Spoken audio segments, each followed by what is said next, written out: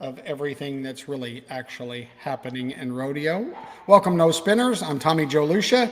I'm joined with my co-host and the first lady of pro rodeo journalism, Kendra Santos, who I think is in the center of the U.S., not on the West Coast. Is that right? In the heartland. In the heartland. Absolutely. I What? am so, I have so much Midwest girl at my core. The last few days being in the Midwest, South Dakota, Nebraska, Oklahoma, it's so me. And like my grandparents on my mom's side coming from Nebraska, like I feel so at home in the Midwest. So anyway, Well, you know, the Midwestern people are just real. They've always been real. Like they've got a lot of qualities of no spin.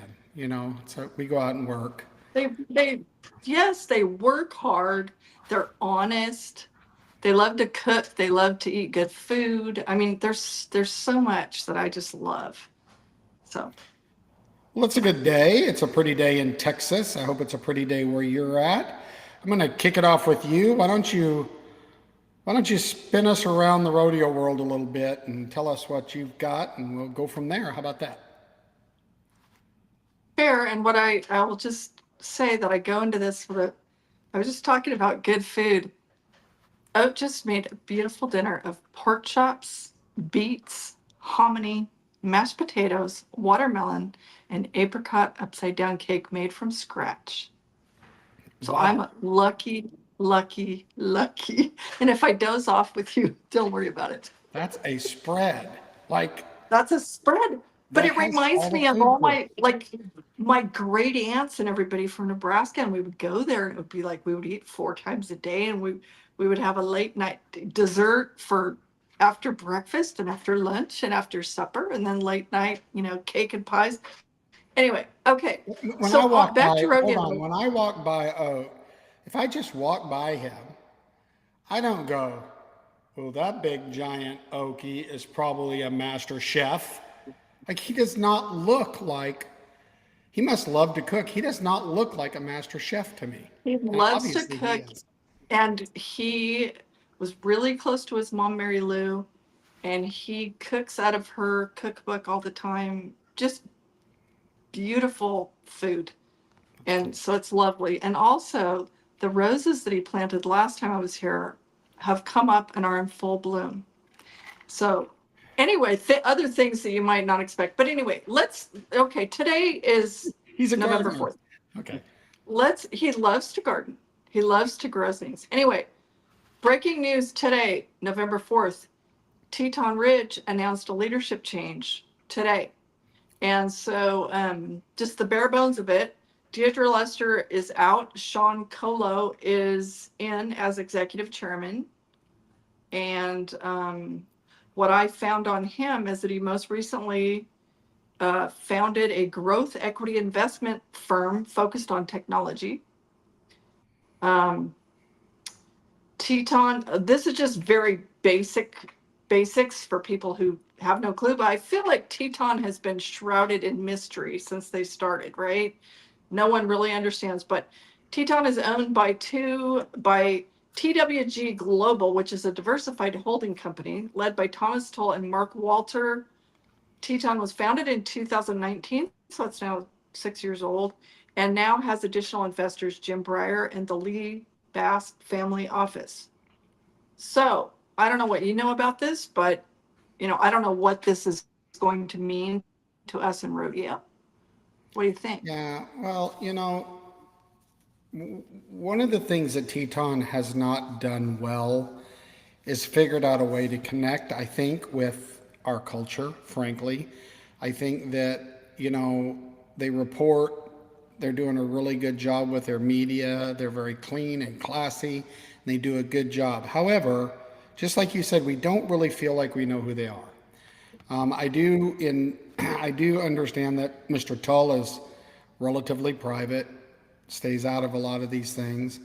The only thing that I smell from this, so Miss Lester, I think was a visionary. And so I don't know, I don't know if she was fired or decided to leave or a combination of the both. But when you read up about this Colo guy, he seems like a nuts and bolts kind of um, streamline manager. You know what I'm saying? Clean up the business. And if you look at the fact that they sold all their horses for a record number of dollars ever, um, and you look at kind of what they're doing in the business, I think it's probably time, and wisely so, that Teton Ridge figures out how to make their investment in the Western lifestyle pay off, or they won't last. Because rich people do not play poker for too very long, even if they love the game. So, Sustainability is important to any business, right? And so that's why I always say, well, sometimes when people criticize even just a rodeo or whatever for, making money or whatever, and I'm like, well, for if something's going to continue, it has to be profitable. Otherwise, it's a losing venture and it's not sustainable, right? So to me, I don't begrudge anyone to make money. One thing I will say, just as a statement, is that you do not have to torch tradition to move the rodeo needle. I think that's a fair statement. Um, I don't well, and, know. and, and do you think there's examples of them torching tradition? I'm not even saying, hey, Teton Ridge, this is what you should do. Let's just step back. Things have been said about, oh, we never make mistakes or whatever. I mean, Oh no, Miss I Lester. guess, It's funny because she was reported as saying, actually, I heard her say, "I don't make mistakes," which is kind of funny because when I read this headline, I was like, well, either she made a mistake or Teton Ridge thought they made a mistake, right? Something happened here that they separated ways. well, So, to me, generally speaking, and I'm not speaking directly to anyone, but arrogance is not the answer to anything. I will say that as a blanket statement. It's just a general life statement. Um, I will also say, like, I think it's fabulous to go for more fans and absolutely like mainstream everything. More people we can bring into the Western lifestyle and the Western culture and Western sports and rodeo. Grand, all good. And I've always tried to do that also as a journalist. Um, but but I will say, you can't mainstream like Patrick. Like, so here's the reality, and I think they're doing this right, Kendra, and you may not agree with me. But the reality is that I like that they're going to put all of the rodeo on the Cowboy Plus app. Right now, if you're out there and you're listening to us and you're like, I don't want to watch anything on the app, on and on and on, you're a little bit older or whatever, figure it out because you'll get to take, because what eventually will happen, mark my words, is all of the rodeo that you've seen 24/7 on the broadcast side on the Cowboy Channel cable network will start being replaced with other content like Hell on Wheels. They've got some documentaries, they've got the rights to Lonesome Dove. When I look at the things that they're doing, I like that, right? Now, if it were all Hell on Wheels, right? All, kind of Rocker Steiner flavored type reality ish, I wouldn't like that, but I'm seeing that they're doing some documentaries, they're doing some other stuff. And that variety is part of, what I'm getting at is you're right, we need to mainstream it, but we also need to continue to look at pieces of our culture that new fans can engage in. Because not everybody well, wants to watch rodeo 24/7. yes, and my sentence was half over. Like when you jumped in about that, like I'm saying, go for more fans, expand into the mainstream. All that is fantastic. But the second half of my sentence is, do not disrespect or forget about our rodeo base. And I think, or do that and see how far you get. Because I think to not, progress is absolutely great, but it doesn't have to come at a price tag. Variety, you just mentioned the word variety. Variety is great, but people love to watch a rodeo too. And so I don't think it's either or, but I'm just saying, I think sometimes people who've come and gone into rodeo and then left over the years, sometimes they just don't recognize or respect the strength of our base. If you don't think we have a strong base, I mean, stand back and watch what happens every time a member of our rodeo family's in need. Our base is strong and has a very loud voice. And so you want those people too.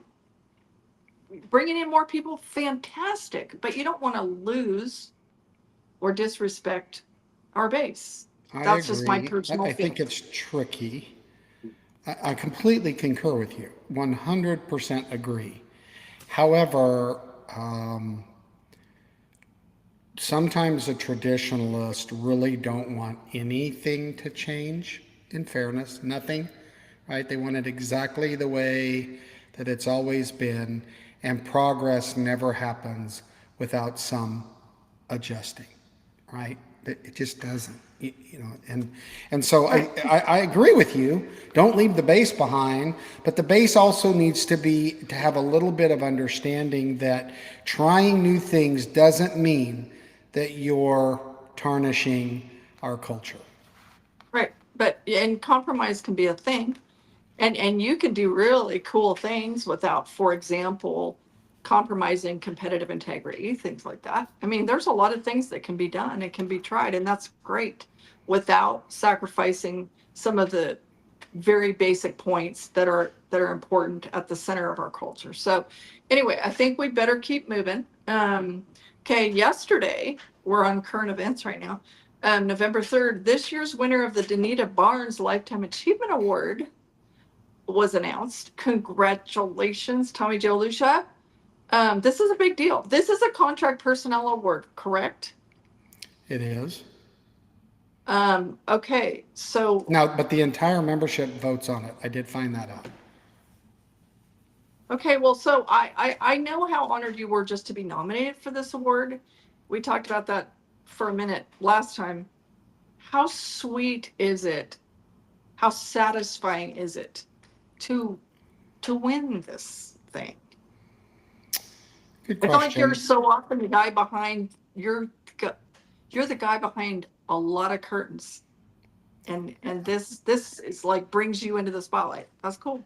To be honest, I've never really cared if I was in the spotlight. However, what is what it what I what brings a smile to my face is the company that I'm joining in this award, the nominees that were in it, because I do believe that these are the people that often have put in a lot to help our sport and haven't asked for much back. Like the sport's been, like, God has blessed me unbelievable in this sport. Like I'm not taking anything away, but it's the right company for me. Like if you had to ask me what award would you ever consider wanting to be a part of, this is exactly the one I want. So I'm completely honored, and I'm producing the award show. And someone texted me and they said, are you going to talk as long as Rump? And I said, no, or not Rump, Rumford, not Rump. When I say Rump, everybody thinks Justin. But anyway, I said, no, I've given myself 3 minutes to talk. So I'll set my headset down. I'll walk around to the stage. I'll talk for 3 minutes, and then I'll hook myself out. And so, yeah, it's cool. Thank you though. Thanks for Well, the shout and out. before I want to ask you a couple things that I'm curious about, and so other people probably would too. But I did want to zip through the past winners. So Donita Barnes herself won the first Lifetime Achievement Award in 2011. Art and Linda Alsbaugh, Fred and Norma Dorenkamp, Quail Dobbs, Cotton Rosser, Karen Vold, Jim and Julie Sutton, Hadley Barrett, Roy and Virginia Honeycutt, Cindy Rosser, Kay Gabe, Ron Grumford, Scott Walton, and Edie Longfellow last year. That is some pretty cool company. So particular to you, because I think a lot of people, including younger people or whatever, would be curious about it. Were you 3 when you first set foot out into a rodeo arena while the rodeo was going on? Is that right? That's What correct. were you doing and were you potty trained? Well, yeah, but I think I went to the bathroom in my pants. So to give you a quick summary, it was at the Phoenix Rodeo of Rodeos. This was a big PRCA rodeo back in the day. And Dad decided that he would do this little routine right before the bull riding. And so they rolled the clown barrel out with me in it. Well, so I'm 3 years old and I have to figure out how to hang on in a rolling barrel. I remember that being challenge number one at 3. I remember that. And the other thing that I remember about that time is that we talked about it with Rob Smets. Remember, we talked about how strong Wick Peth was? Well, so they did this Yes. deal where Wick Peth ran up and goes, "Oh no, Tommy got so scared he shrunk." And I was dressed exactly like Dad. And I was very much like a ball with small little legs my whole life. And he reached down and pulled me out of the barrel, right?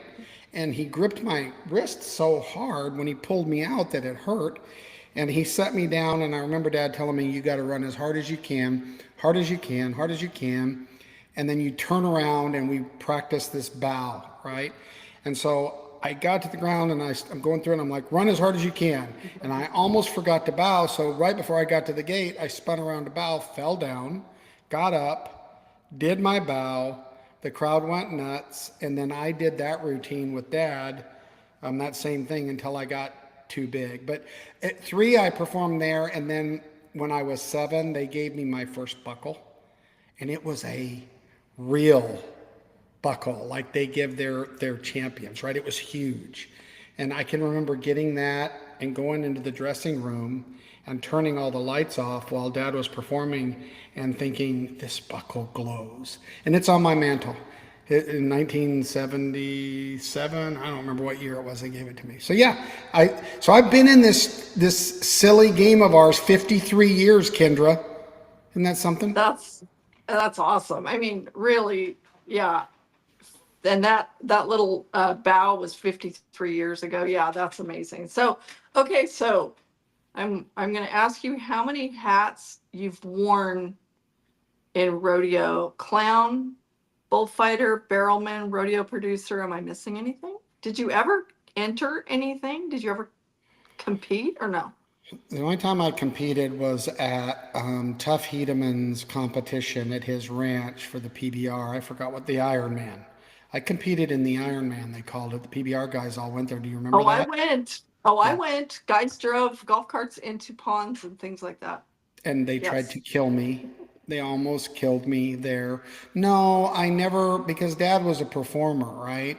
And so, yeah, I clowned and I got interviewed today. And literally, in my young, early teen years, I made a conscious decision that I was going to go to college. And the reason was because I thought there's not a very good retirement plan in rodeo. This is at a young age. I'm thinking, if I want something nice, I'm probably not going to get it by being a rodeo clown. So I went to college, got 2 degrees, and paid for college with rodeo and in clowning, and never left it. Right? I mean, I got those degrees, still have the degrees. I can teach political science, communications, marketing. They're all on the wall. I haven't used them. Well, I've used them in our sport. So to answer your question specifically, I was a clown. I actually settled. I went to work with Steve Gander and started producing World's Toughest, learned how to do settlements. And when I first took my job with the PBR, I was producing the event and clowning and then going to settlement where you agree on how much money you get for the ticket sales. I did all of that in clown makeup. So I've carried panels. I can honestly say that I don't know that there's anything other than competition. Now, I got on a bull, didn't like it, and never got on a bucking horse. I got on one bull, didn't like it, got scared, got thrown off. But that's it. Like I I can ride a I have horse. so much respect for, back to the work ethic thing that we talked about at the beginning. For the working thing. Oat, his dad, he since permit card to this day, whatever, gold card, he always had, in addition to a contestant card, he was always listed as labor also. And in the early days, he like he would get to a rodeo and he would go see whoever, the stock contractor, and he untied calves, he loaded cattle, he fed cattle, whatever. And I admire that. Like, he wanted to be there, he wanted to enter pretty bad, and so he he worked. He Well, didn't and the just nod his interesting, head. I think that's what doing everything really helped me to do, and I know you understand this in managing journalists and stuff. If you've had to do it, you've actually done it. If you've actually built an arena, then when you plan it, you actually know what these people are going through, what it takes to get it done. And there's been many times I've told team members and people that work for me, look, I know what I'm fixing to ask you to do sucks because I've done it. This is going to suck, but we got to do it. And I'll come help you if I can. And you've probably been there. And I think that creates loyalty amongst the people that work with you, but it also helps you manage well. You know how long it takes with certain stories to get it done right. And not yes, everybody does that. They yes, get these jobs and they didn't work their way up there. I have a problem with leaders that haven't led through the ranks getting up there because they don't know what they're asking their people to do. yes. And I always felt like that in managing people. Like, I would never ask anyone to work harder, work longer hours, work, nothing I hadn't do, wouldn't be willing to do, wouldn't be willing to do by their side, whatever, because we're all in this together for sure. So, okay. So huge congratulations on that. And I think I can't wait for the moment when you have to put your headset down and step onto that stage. It's super cool. Anyway, congratulations. Thank you very much. Okay, so while we're with current events, Oak and I just went to a super cool event Saturday night it was the in South Dakota at the Casey Tibbs. He was born and grew up till 8th grade in South Dakota and then moved to Nebraska. But the Casey Tibbs Foundation tribute dinner at the Casey Tibbs South Dakota Rodeo Center in his hometown of Fort Pierre, Casey Tibbs' hometown. So did I name these people last time? I don't think I did. I don't think you But did. I'm just going to rattle through. You think I did? I don't. This year's honorees included Rodeo Cowboy Great Cole Elshier, Rodeo Cowgirl Great Christy Steffes, past Rodeo Great Cliff Glade. His daughter Cheyenne was there to receive it for him because he is in hospice right now. So prayers for that family. Rodeo promoter Jordan Tierney Santos, who is my daughter-in-law. Animal athlete Coffee Jeff, who belonged to Jordan's Hall of Fame dad, Paul Tierney, and was a straight outlaw. And Paul bought him at a sale barn for $460. And he was about to be sold to somebody, something to do with coyote hunting, for $450. But Paul bought him for $460 and won two gold buckles on him. And he told funny stories about how guys like Dean Oliver rode this horse, but then you could only get back on one side, and if you tried to get on the wrong side, he'd drag off and you'd get flagged out as a wreck. But anyway, and then the ranch family was the Stoddards. So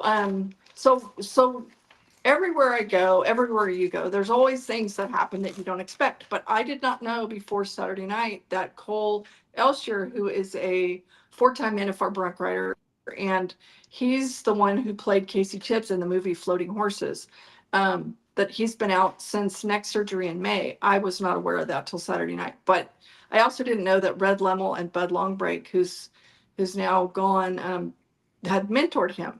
And super cool to me also is that, like, Bud and Red introduced Cole at the event.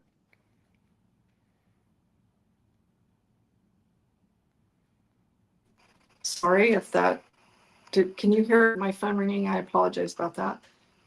You just blacked out a Anyway, little bit, so kind of start over. okay, so my apologies, my phone ringing. I so Red Lemmel and God, Bud Longbreak mentored Cole Elshier, and they would never take a nickel. And now Cole Elshier is mentoring young Badlands kids, and he won't take a dime either. But anyway, I'm happy. The happy news here is that Cole just got cleared, and next month in November he can get back to riding broncs. Very cool. Okay. Meanwhile, his old traveling partner Chuck Schmidt, who's a 3-time NFR bronc rider, and his family were rear-ended on their way to church. They stopped or slowed down for a construction zone about a week and a half ago, and on their way to church, and they all left the scene in an ambulance, and their little boy Levi left with life-threatening injuries and was life flighted not once but twice, and is now in Minneapolis. Anyway, I just any if we could all, pray for that family, because every single one of them, including Hannah, the mom, was, seriously hurt, but then, is with her son somewhere else. So they're not all together. But the bottom of it, like Cole was saying Saturday night, he was with Chuck up in Olds, Alberta, when Chuck broke his neck in a bronc riding wreck a few years back. And in this wreck, Chuck broke his neck again. And so I don't know. This is a classic example of how amazing our rodeo family is in standing behind people when these sorts of things happen. But these are sort of unthinkable hardships. Anyway, from this kind of ties together, because from South Dakota, Oat and I went and stayed at Brady's bunkhouse in O'Neill, Nebraska, with our friends Jim, Susan, and Riley Wakefield. So I always say how connected we are in rodeo. Brady Wakefield was a young, talented timed event cowboy from Nebraska who died in a rollover accident 10 years ago in the summer of 2015. Well, Oat calls me one day in the summer of 2015, July, and says, there's this really cool kid from Nebraska, Brady Wakefield, and he just rode my horse at Spinner, Wisconsin. And Oat was hauling like Tyler Wagisback and Rowdy Parrott back then. And this cool kid, Brady Wakefield from Nebraska, rode his horse and Oat hazed for him. And the kid was 3 for the first time in his life, and he was thrilled and he was so pumped, And then a few days later, I remember I was at Salinas at Slack, and Oak calls me and he goes, "Remember that kid I was telling you about?" And Brady, dear goodness, but he died, he died. And so I always say that Brady, introduced us to that family. Like we're like family now. And Riley, for a time, was living down in Texas with my son Taylor. We've spent Thanksgiving together. Like these are amazing people. But so Oat and I just spent Saturday night or Sunday night, I guess it was, in Brady's bunkhouse. And we get up at the crack of dawn to leave, and like I'm making the bed, and there's a picture right above the bed of Brady, and clearly it's like signed by his Gillette College roommates. Well, the first signature I see is Christy Steffes, right? And she just got inducted the night before, and I'm like, how in the world did the and she and her sister Nikki, who's also a past rodeo great in that inductee there, they both came up and they were so nice. That's the first time I'd gotten to meet them, and they said, they'll be out riding horses and listening to our podcast and stuff. Anyway, they were so cool, so nice. They're amazing cowgirls. But that's the name I saw, when it's just, I don't know, the connections never end. But I just there's no bottom to how many cool people and how we are. There's some saying about if you go somewhere, the odds of you having the same birthday as this is, if you're on any airplane, there will be multiple people with the same, different little things. But I just don't think there's much for coincidence anymore. I think there's like a master script, and somehow I crossed your path on the master script. I don't really know why, but I did.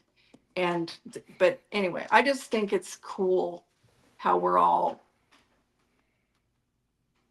there's these connections all the time. No coincidences. I don't even think that they exist anymore. Anyway, okay, but now moving forward, I feel like you had some news you were going to maybe share about the PRCA convention. Well, just a couple notes. Now, for those of you who are listening, spinners, and don't aren't as intimate in the business, the PRCA holds its national convention prior to the NFR. They hold it at the South Point Hotel. It's December 1st through 4th at the South Point, which is, as we know, it's the home away from home. Like if you're going to the NFR and you went there and you have not donned the doors of South Point, you've made a mistake. You will learn more about real rodeo going, but anyway, go to South Point. But the convention, another thing, if you're a rodeo committee out there, if you're a contract personnel member, if you're a fan, go to the PRCA's convention if you can. You will learn something. You will meet a lot of really cool people. There's a lot of really great presentations. And it's the 1st through the 4th. Now, I'm not a big fan of the names of conventions because I don't know whether they grok this or chat. They come up with the cheesiest names in my opinion. But anyway, the name of it is, for this year, Brighter Together. Sounds very sweet. It's Brighter I do have a Together. question for you about that. Can fans really go, or do you not have to be a PRCA member of some sort to go? I think you do to get into to get into specific things. However, what I'm encouraging them is, you've got the buck and horse sale. There's so much going on there, and all of the contract personnel are in the halls. So you're right. In order to get into those rooms, you have to register, and you have to be a card member or a committee member and use a number to get registered. So you are correct there. However, don't let that discourage you from hanging out around Cowboy there. Central. It's called Cowboy Central for a reason. And even you have all the bronc halters on the wall, and then you have the World Series of team roping there, and you will run into 10,000 people that have some kind of something to do with rodeo. It really is, like, it is the meeting place. And it used to seem like it was a million miles away from the Thomas and Mack, but now we don't even blink. If you know how to get there through the airport, it's not bad. But if you are Don't and want tell to, people about that. that's true. That's true. I retract that statement. However, registration's open now. So if you're a committee member or you're a contract personnel or whatever and haven't registered yet, get your butt in gear, get registered. The convention is something, and even some of these rodeo committees, I encourage you to go there and pick out some of these seminars and things, because while there's 50% of it that I think is probably boring and you probably won't learn anything, I think there's a good 35% of it that's really, really good. So Well, to anyway, me, exchanging ideas is like, why not? Because if maybe somebody has just a couple little things here or there, also for people that don't understand it, like a lot of, say, up and coming announcers or bullfighters or whatever, they go there to mingle and meet rodeo committees and try to get more jobs, right? and I you can mean, sit there they at have the, booths set up and the amount of conversation, the bar right down there at the end of the hallway of the convention. I'm telling you, go hang out around that bar and listen to the conversations, right? There'll be old timers there and young kids there, and the old timers are coaching up the young kids, and they got their little book and they're hoping they can get a job as a bullfighter somewhere. And the old timer will say, well, you ought to go talk to that stock contractor over there. You won't get paid much, but you'll get a job. It's just, if you're interested in this kind of stuff, there's a lot of eavesdropping that's very educational. Agree. yeah, the only thing that I almost feel like is that it almost should be like you should almost have to check your cell phone at the door, because sometimes there are things. Everybody needs to remember that in the day and age of cell phones, everything's on the table for what you might be caught in the act of. Just remember that. It's really good that they didn't have recording capabilities in the early years of the PBR. Anyway, so anyway, convention's on. That's really all I had was the convention. And did you run through kind of all of your current stuff? I think you did, didn't you? Yeah, I just thought, I feel like, do we not have kind of a lot of feedback? We got some feedback. We challenged our people maybe. and they gave us some feedback. So if you're ready for that, we'll jump into it and we'll knock it around a little bit for today. First one is from Charlie. Charlie says, in several interviews and podcasts lately, there's been talk of gold buckle tickets, the moat, things like that. Can you give us a little history on this? It's a good question. I'll You want I'll to say start? a couple things like for one thing, like I don't know what year it was, but the gold buckle seats didn't used to exist, and the first I don't know how many years the first NFR I worked was 1987, and for however many years it was, there was a moat right there. Like now, the timed event guys, they have to ride their horses all the way around, and then they come in the back, which is down. Okay, the NFR press room is the practice basketball court backstage, but there's a tunnel at the opposite end of the tunnel that say down by the buck and shoots where the barrel racers come in and out.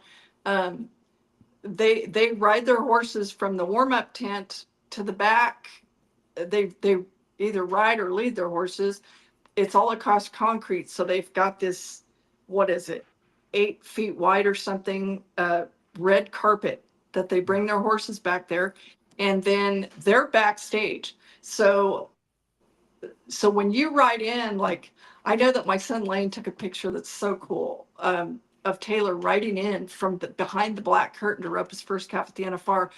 All the cowboys always talk about how the first time you ride in, like you don't realize how it feels like 17,000 people are right on top of you. But I think it really is like that.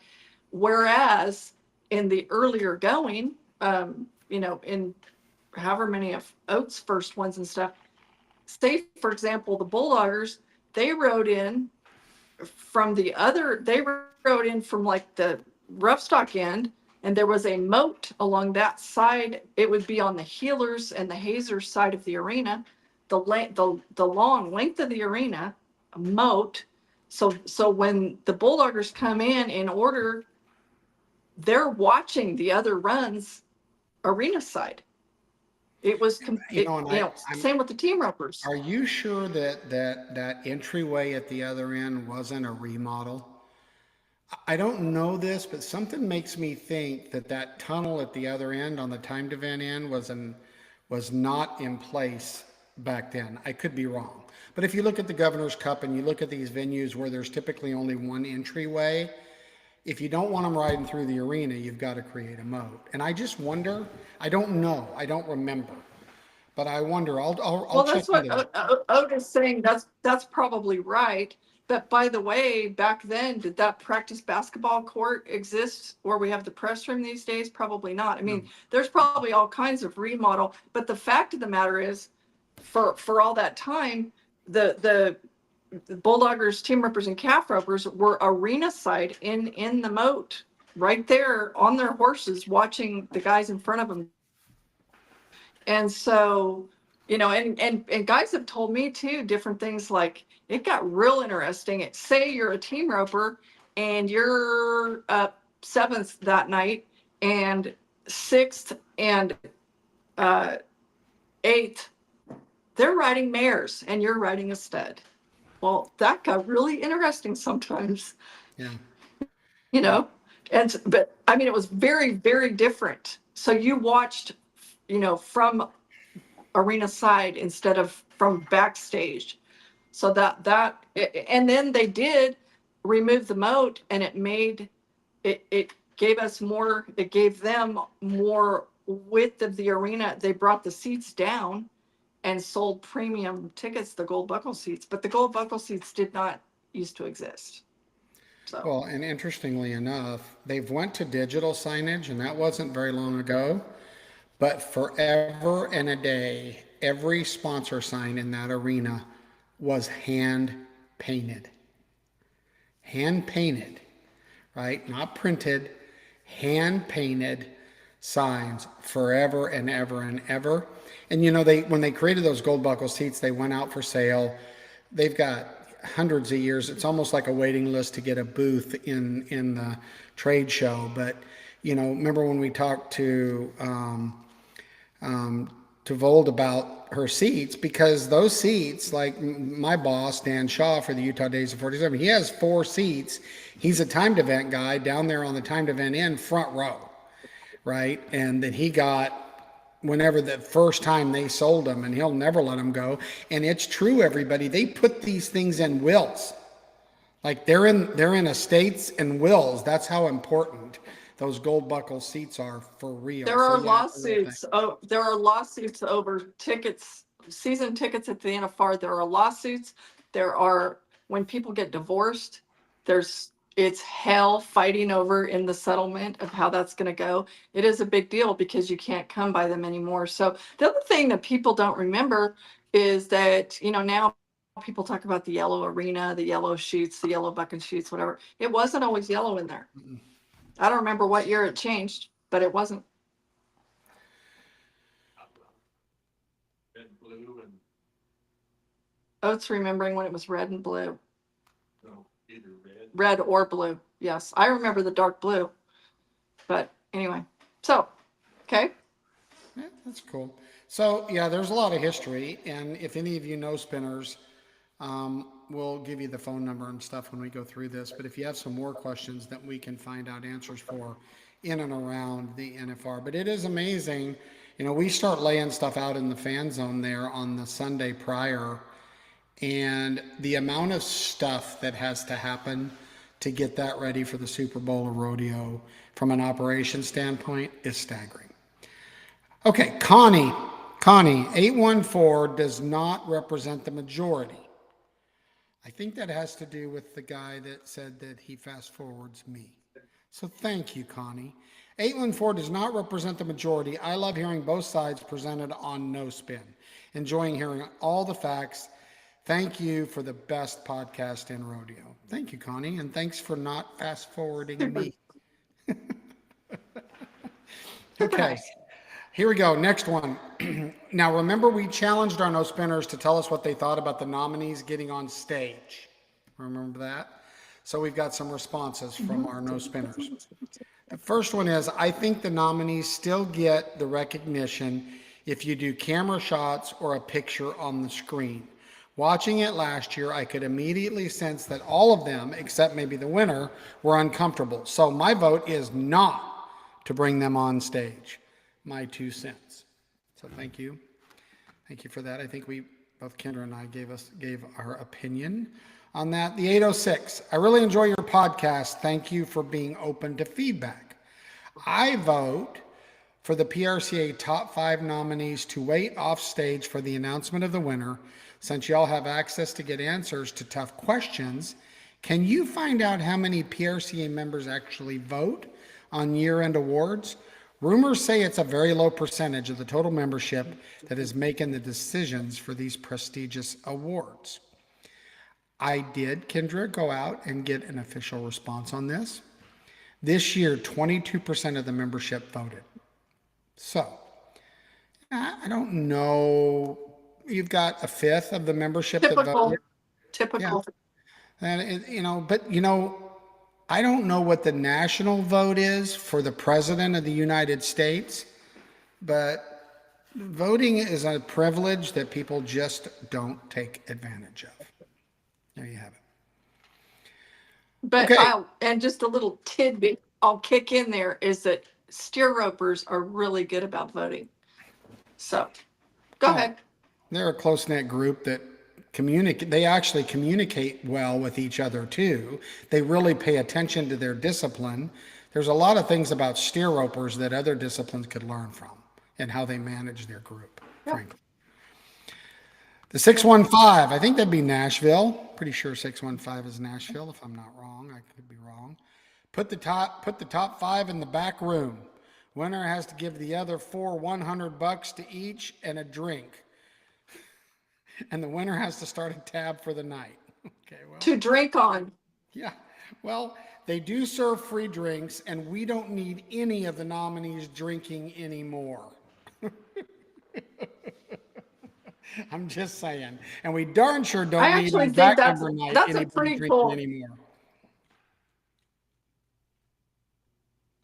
It's a pretty good idea though.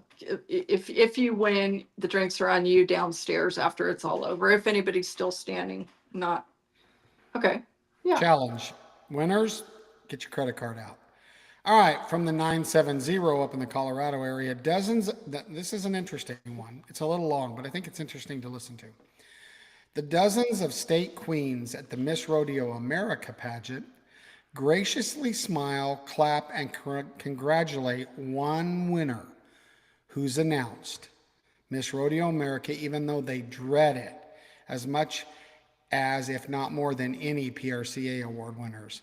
This is after 9 days of a long and difficult competition. Although putting themselves at risk for failure and criticism is something they do willingly just to be a part of the NFR, the display of superhuman sportsmanship when they hung the winner is a testament to their character. Hug the winner. Hug the winner. Hug, not hug.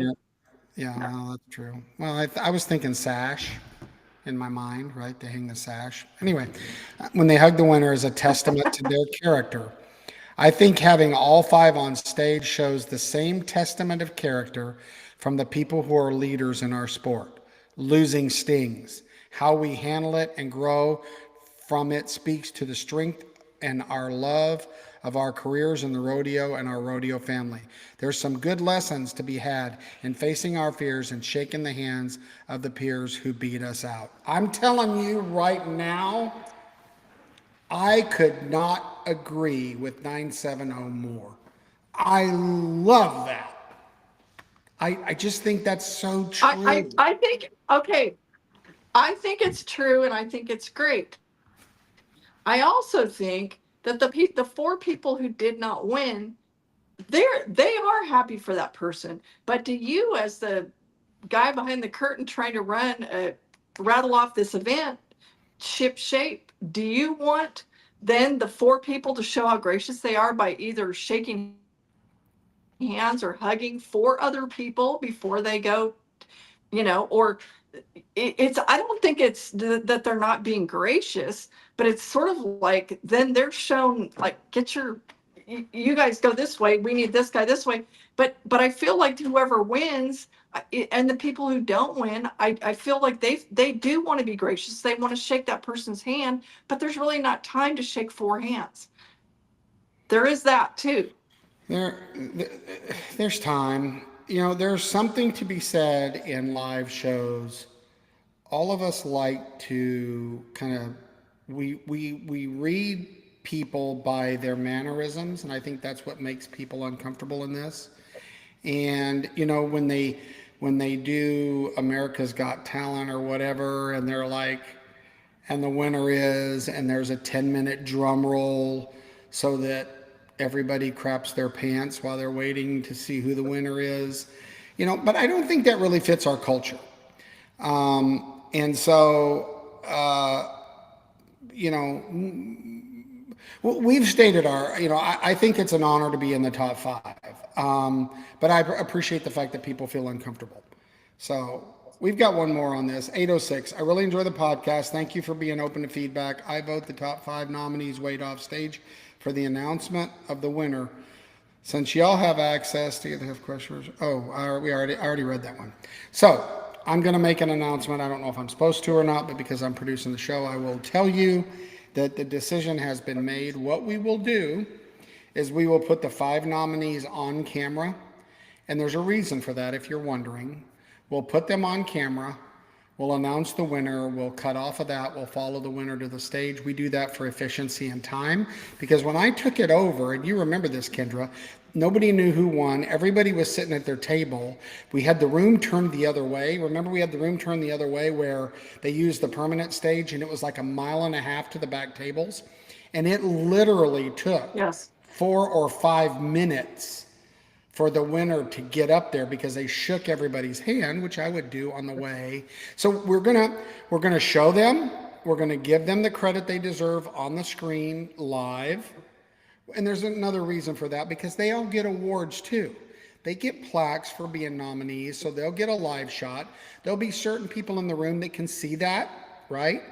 But then, so nobody feels uncomfortable, we'll immediately follow the winner on stage with a camera, right? The people that do not get the award will get to pick up their plaques and go back and be with their families. So I think it's a happy balance. While I would have been fine with slides, this is a happy balance. It gets everybody in one spot. That's the other thing we worry about that people don't think about is you announce the winner and the winner thinks they're going to lose and they don't like it and they get a stomach ache and they go to the bathroom and nobody can find the winner. So we do need all 5 of them in a spot. We'll show them on the screen. We'll cut away from it so that if anybody's uncomfortable or, you know, you won't see that and it won't make them uncomfortable because they won't have to go on stage. So I think But it's a good, happy medium. that's not, yes, and the showing all 5 sort of live concept is something like what they might do at the Academy Awards or the CMAs. They'll show everyone who's nominated, and then once, you know, then they cut to the winner. And so that, I mean, there's a reason they do that. I think it's great. And if we had the budget for like 30 handheld cameramen, we could go all over the room and show them at their tables with their families, but that's not there. So I think we've got a really good plan. We'll see how it works. And, you know, but I do think that the nominees will feel more comfortable with this. They might say, oh, why do we have to do this? But the reason is we need everybody in one spot, right? We need to be able to grab the winner quickly, get their reaction, and follow them on stage. For all of the people that don't get to be in that room at South Point and are watching this on TV, help us out, folks. So, there you Or go. from across the hallway, since it's so popular. They're Yes. not, yeah, they're not So- going to do that. That was a big mistake. The whole room on the other side where you had nominees over there or winners over there, that ain't happening, by the way. That was a learn from something and don't do it again. So that's not happening, but big night. So I think I got all of them. Let me, real quick before we wrap up for the day, let me encourage all of you, if you've got some NFR questions, some behind the scenes stuff, shoot it to us. But if you want to give us feedback, remember, we don't know who's giving it to us, so don't worry about that. If you want to text it to us, you can text us at 817, get your pen out, 817, that's North Central Texas, by the way, 817-668-2395, 817-668-2395. Shoot us a text, or what most people like to do, shoot us an email at nospinfeedback, all one word, at gmail.com. nospinfeedback at gmail.com if you cannot spell. There you go. See, I sound like a promo. I'm pretty good at delivering promos, aren't I? Well, yes. Before we say goodbye, I don't know what your next trek is. My next thing is this coming weekend is the inductions in Oklahoma City at the National Rodeo Hall of Fame, and board meetings and induction ceremonies and festivities Friday and Saturday night, which is really fun. And so that's my next stop. What about you? Well, one of my initiatives that I'll be working on with several meetings, and we've had it on our show, and you and I haven't talked about this, but I'm going to share it. I am passionate about mental health in our sport. I'm actually passionate about mental health and suicide awareness across the country, which is why our rodeo supports Live On.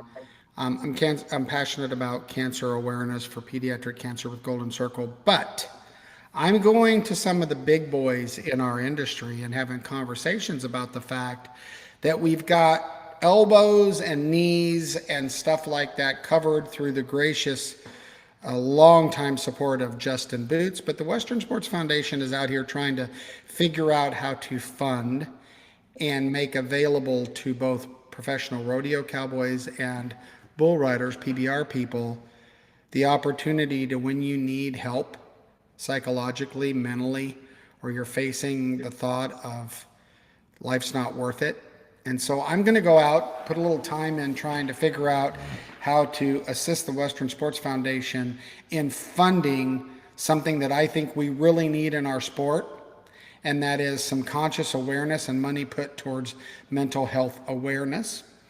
And then I'm also going to go to Bobby Kerr's memorial at the Coliseum. When is that? The 16th? Don't get me lying. I got to open up my.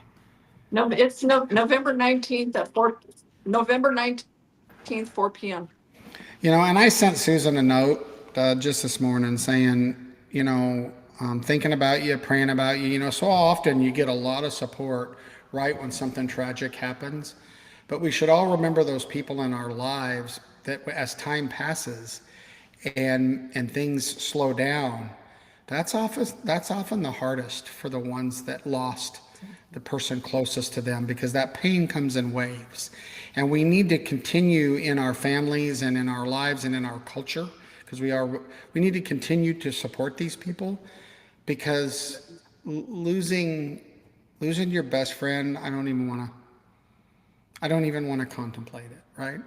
No, I get it, and just in the last few days, PRCA steer wrestler Kyler Dick from Utah lost his twin brother Kendall in an ATV accident, and that's an amazing family from Utah. They're wonderful people, and I just, our rodeo community is big enough that there's going to be some amazing happy things, and there's going to be some really hard sad things.